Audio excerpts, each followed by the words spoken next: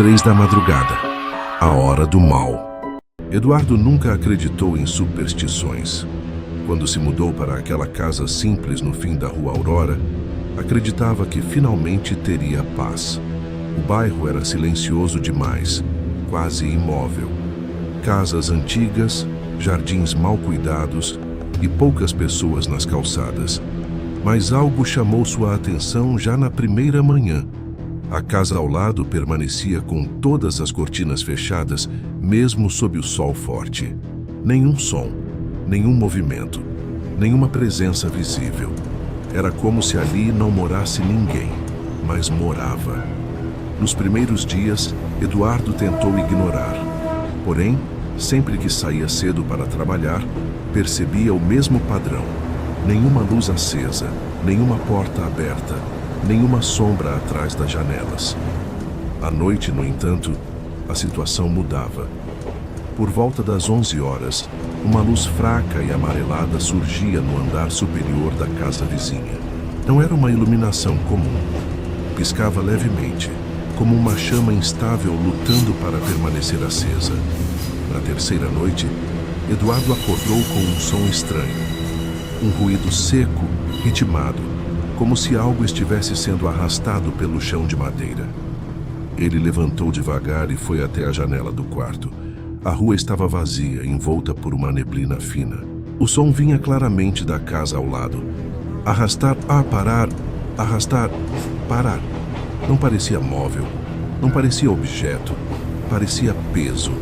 Ele tentou convencer a si mesmo de que era paranoia. Casa antiga faz barulho, madeira dilata, telhas estalam. Mas então, algo aconteceu que quebrou qualquer explicação racional. À meia-noite exata, todas as luzes da rua piscaram, apenas por um segundo. Mas quando voltaram, Eduardo viu algo atrás da cortina do vizinho. Uma silhueta alta, imóvel, observando diretamente para sua janela. O coração de Eduardo disparou. Ele deu um passo para trás, mas a figura não se moveu. Apenas ficou ali, imóvel. Ele piscou e a silhueta desapareceu. A cortina voltou a ficar lisa, sem volume, sem forma. Ele permaneceu acordado até o amanhecer. E quando o sol finalmente surgiu, algo o arrepiou ainda mais. A porta da casa ao lado estava entreaberta. Durante o dia, Eduardo criou coragem e saiu para verificar. A rua estava silenciosa demais. Nem pássaros cantavam. Ele se aproximou da casa lentamente. A porta estava realmente aberta a alguns centímetros. Nenhum som vinha de dentro. Nenhum sinal de vida. Ele bateu 2 vezes. Nada. Chamou por alguém. Silêncio absoluto. Antes que pudesse ir embora, sentiu um cheiro metálico no ar. Sutil, fraco, mas inconfundível. Sangue. Eduardo congelou. O cheiro vinha de dentro da casa. Seu instinto gritava para ir embora, mas sua curiosidade falou mais alto. Ele empurrou a porta devagar.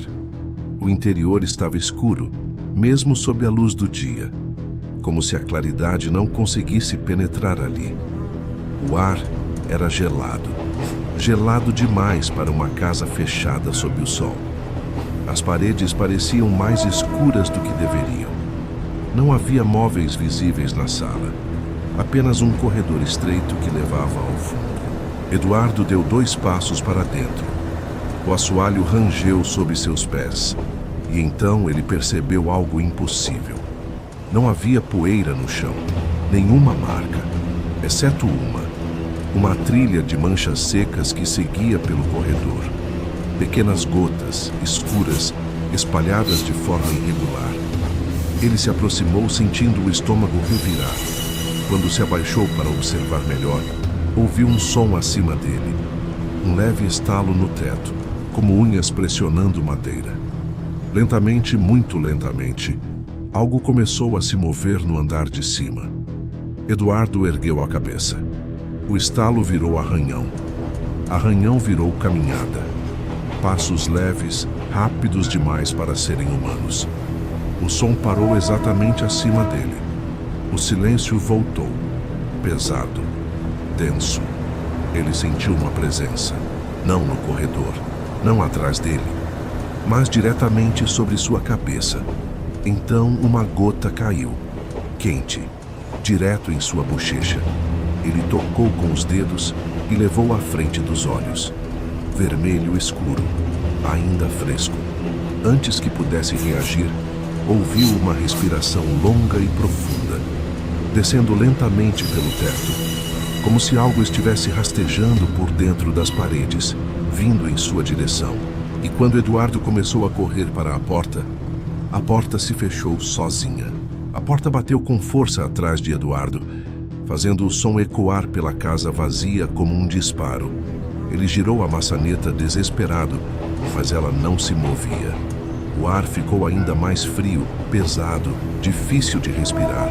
O cheiro metálico aumentou, quase sufocante. Acima dele, o som voltou. Não eram passos comuns. Era algo deslizando com velocidade antinatural, como se o teto não fosse obstáculo algum. Eduardo se afastou da porta e recuou pelo corredor escuro. A luz do dia que entrava pela fresta parecia fraca demais, incapaz de iluminar aquele interior.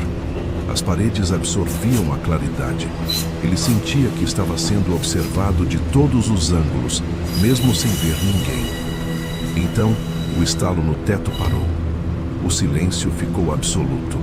Silêncio demais. Um rangido lento anunciou que algo estava descendo as escadas ao fundo do corredor. Eduardo prendeu a respiração. Cada passo parecia leve, mas decidido. Não havia pressa, havia certeza. A figura surgiu na penumbra do corredor. Alta, extremamente pálida, olhos fundos e escuros demais para refletir em qualquer luz. A boca entreaberta revelava dentes longos e afiados. O ser não piscava. Não respirava de forma comum. Apenas inclinou levemente a cabeça, analisando Eduardo como se estivesse avaliando alimento. A pele era quase translúcida. Veias finas apareciam sob a superfície. O rosto era humano, mas a expressão não era. Havia fome ali. Uma fome antiga, profunda, incontrolável. Eduardo tentou falar, mas nenhuma palavra saiu. O vampírico avançou um passo, depois outro. Seus movimentos eram suaves, quase elegantes, mas havia algo predatório em cada gesto. Ele ergueu a mão, e Eduardo percebeu que as unhas eram longas, afiadas como lâminas finas. Não havia dúvida. Aquilo não era humano. De repente, a criatura moveu-se com velocidade impossível. Em um segundo, estava no fim do corredor. No outro, já estava diante de Eduardo. A mão fria segurou seu pescoço com força brutal. Eduardo sentiu o chão desaparecer sob seus pés. Foi erguido com facilidade absurda, como se não tivesse peso algum. Os olhos da criatura se aproximaram do rosto dele. Não havia pupilas visíveis. Apenas escuridão. Então, uma voz sussurrou perto de seu ouvido, baixa e rouca, como algo que não falava havia décadas. Disse apenas uma frase: "Vocês sempre entram." O hálito era gelado, mas o toque queimava. Antes que os dentes alcançassem sua pele, algo diferente aconteceu. Um feixe intenso de luz atravessou a janela lateral, quando uma nuvem se moveu do céu. O sol entrou diretamente no corredor. A criatura soltou um som agudo, quase animal, e recuou instantaneamente. A pele começou a queimar sob a luz direta. Eduardo caiu no chão e rastejou em direção à claridade. O vampírico se contorceu, tentando fugir da luz, movendo-se pelas paredes como sombra viva. A casa parecia reagir com ele, rangendo, tremendo. Eduardo alcançou a porta, que agora estava destrancada. Ele a abriu com dificuldade e caiu para fora, sob o sol forte. Quando olhou para trás, a casa parecia normal novamente. Silenciosa, fechada. As cortinas totalmente cerradas. Nenhum sinal de luta, nenhum barulho, nenhuma presença visível. Mas na janela do andar superior, por um breve segundo, ele viu o mesmo rosto pálido observando. Agora com ódio evidente. Dias depois, a polícia confirmou algo perturbador. Diversos antigos moradores daquela rua haviam desaparecido ao longo dos anos, sempre vizinhos da mesma casa, sempre à noite. Nunca houve explicação oficial. Eduardo se mudou imediatamente. Mas às vezes, quando acorda no meio da madrugada, sente o mesmo cheiro metálico no ar. E em algumas manhãs, encontra pequenas marcas avermelhadas próximas à janela de seu novo quarto. E assim, terminou a história de Eduardo e do vizinho que nunca saía durante o dia. Alguns horrores não gritam, não correm atrás de você. Eles apenas observam, esperam e se alimentam no momento certo. A casa continua lá, silenciosa, com as cortinas sempre fechadas. Durante o dia, parece apenas mais uma construção antiga, mas quando a noite cai, há quem jure ver uma silhueta imóvel na janela superior. Se você já teve um vizinho que nunca aparece sob a luz do sol, talvez seja melhor não bater a porta, porque algumas portas, quando abertas, nunca se fecham completamente. Mas o que você vai ouvir agora é diferente. Não acontece dentro de uma casa, não depende de vizinhos estranhos. A próxima história acontece em um lugar onde todos nós já passamos pelo menos uma vez. Uma estrada vazia durante a madrugada. E há caminhos que parecem normais à luz do dia, mas à noite revelam algo que nunca foi embora. Lucas sempre preferiu viajar à noite. As estradas vazias davam a ele uma falsa sensação de controle, como se o mundo inteiro estivesse suspenso apenas para sua passagem. Naquela madrugada, porém, algo era diferente. A rodovia estava silenciosa demais, sem caminhões, sem faróis ao longe, sem qualquer sinal de vida. Nem mesmo o vento parecia cruzar o asfalto. Apenas o som constante do motor e os próprios pensamentos ecoando dentro do carro. O GPS indicava um trecho conhecido como Estrada do Mal, um apelido antigo que ele sempre considerou exagero regional. Diziam que muitos acidentes aconteceram ali décadas atrás, mas Lucas não acreditava em histórias populares.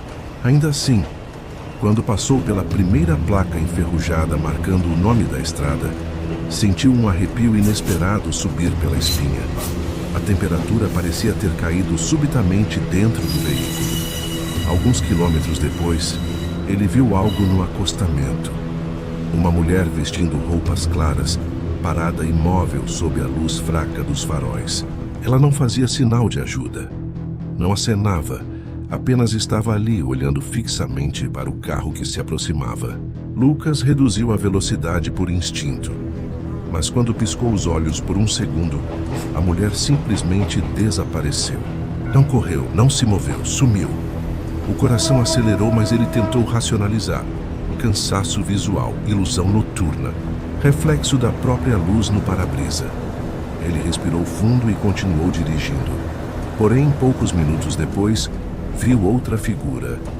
Desta vez, um homem parado no meio da pista. Lucas freou bruscamente, sentindo o carro deslizar levemente no asfalto. Quando os faróis iluminaram o ponto exato onde o homem estava, não havia ninguém. As mãos de Lucas começaram a suar no volante. O rádio, que estava desligado, emitiu um chiado repentino. Ele girou o botão, mas o som aumentou sozinho, transformando-se em estática intensa. No meio do ruído, algo parecia sussurrar.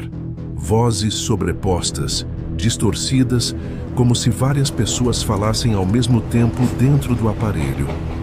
Ele desligou o rádio, mas o som continuou por alguns segundos, antes de cessar abruptamente.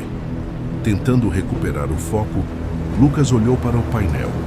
O GPS estava travado. A seta do mapa girava sem direção definida. E então ele percebeu algo ainda pior. Estava passando novamente pela mesma placa enferrujada da Estrada do Mal. Ele tinha certeza de que já havia deixado aquele ponto para trás há pelo menos 15 minutos. A placa tinha o mesmo amassado lateral, a mesma tinta descascada. O ar dentro do carro ficou pesado, difícil de respirar. para-brisa começou a embaçar por dentro, mesmo com o ar-condicionado ligado. Lucas limpou com a mão e viu refletido no vidro algo que não estava na estrada. Uma sombra sentada no banco traseiro. Ele virou a cabeça imediatamente, mas não havia ninguém ali. O banco estava vazio, ou pelo menos parecia estar. O carro começou a falhar. O motor perdeu força, como se algo estivesse segurando o veículo para trás. As luzes internas piscaram. Lucas tentou acelerar, mas o pedal parecia mais duro do que o normal. E então ele ouviu claramente um suspiro vindo de trás. Não era imaginação. Não era ruído mecânico. Era respiração humana, lenta e próxima demais. Com o coração batendo no limite, Lucas ajustou o retrovisor interno. E foi nesse momento que o viu.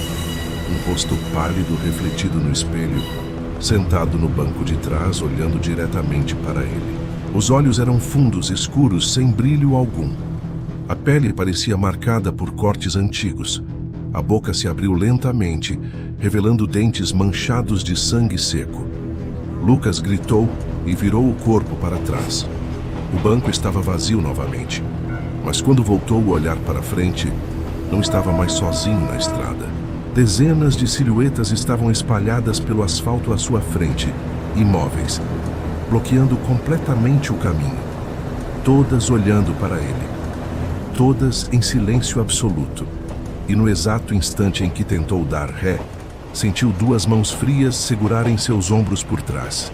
A noite caía pesada sobre a estrada deserta. Lucas dirigia, o cansaço pesando em seus olhos. Uma sensação estranha, um arrepio na espinha, acompanhava cada quilômetro percorrido. O silêncio da noite era quebrado apenas pelo motor e pela sua própria respiração. De repente, um engasgo. O motor falhou, tossiu e por fim silenciou completamente. Os faróis se apagaram, mergulhando Lucas em uma escuridão absoluta e sufocante. Um frio gélido percorreu seu corpo, não do ar, mas de algo mais sinistro. Ele tentou ligar o carro novamente, e os faróis piscaram, revelando algo aterrador. Dezenas de silhuetas pálidas e imóveis estavam paradas na estrada, bloqueando seu caminho. O terror gelou seu sangue. Ele estava preso, cercado por presenças inexplicáveis. Então sentiu. Mãos geladas e fantasmagóricas apertaram seus ombros por trás. Ele tentou gritar, mas nenhum som saiu. Seu corpo estava paralisado pelo pavor. Um som agudo. O para-brisa começou a rachar sem nenhum impacto visível. As rachaduras se expandiam como veias de gelo por todo o vidro à sua frente. Lá fora, as silhuetas começaram a se mover, lenta, sincronizada e horripilantemente. Seus rostos, agora mais visíveis, exibiam cortes profundos e olhos vazios. Uma figura se destacou, uma mulher pálida com o corpo em ângulos impossíveis. Seus olhos arregalados e fixos pareciam perfurar a alma de Lucas através do vidro. Ela se aproximou do para-brisa, seu rosto desfigurado a centímetros do dele. Com um dedo retorcido, ela apontou para o capô do carro, um gesto enigmático. Lucas olhou para baixo e o asfalto sob o carro começou a se transformar. Poças de sangue escuro e marcas de pneus antigas surgiram como feridas na terra. O cenário ao redor se distorceu, revelando carros retorcidos e luzes piscando. Gritos e pedidos de socorro ecoaram dentro do veículo, vindos de lugar nenhum. Ele compreendeu. Estava no local de uma tragédia esquecida, um ônibus lotado. Os fantasmas antes do lado de fora, agora atravessavam o metal do carro como névoa. Eles o cercavam, seus olhos vazios fixos nele, suas vozes sussurrando lamentos. A mulher quebrada se aproximou. Sua mão fria e etérea tocou a testa de Lucas. Uma frase ecoou em sua mente, clara como um sino, mas sem som. Você está no nosso lugar. Então, tão rápido quanto começou, tudo desapareceu. Os fantasmas, os destroços, os gritos. O carro de Lucas estava normal, parado no acostamento, como se nada tivesse acontecido. Ele foi encontrado em choque, incapaz de explicar o que havia testemunhado.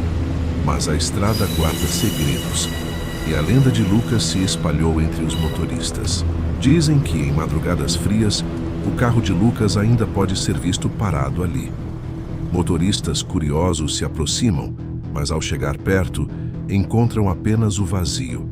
As sombras da estrada, no entanto, continuam esperando a próxima vítima.